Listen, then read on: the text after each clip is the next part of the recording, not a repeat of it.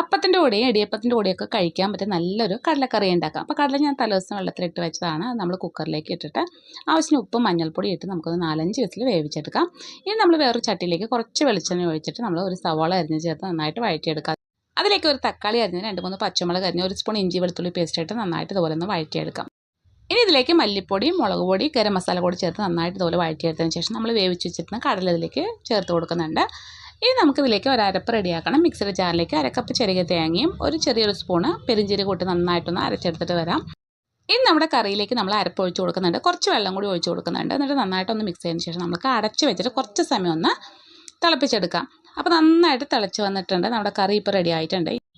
ഇനി ചെറിയൊരു പാനിലേക്ക് നമ്മൾ വെളിച്ചെണ്ണ ഒഴിച്ച് കടുകിട്ടൊന്ന് പൊട്ടിച്ചിട്ട് കുറച്ച് വെളുത്തുള്ളി ചതച്ചതും കറിവേപ്പിലും വറ്റൽമുളകും കൂടി ചേർത്തിട്ട് താളിച്ച് നമ്മുടെ കറിയിലേക്ക് ചേർത്ത് കൊടുത്താൽ നല്ല അടിപൊളി ടേസ്റ്റിലുള്ള നമ്മുടെ കടലക്കറി റെഡിയാവും. ട്രൈ ചെയ്ത് നോക്കിയിട്ട് ഫീഡ്ബാക്ക് അറിയിക്കാൻ മറക്കരുത്. ഇഷ്ടമാവുകയാണെങ്കിൽ സപ്പോർട്ട് ചെയ്യണേ.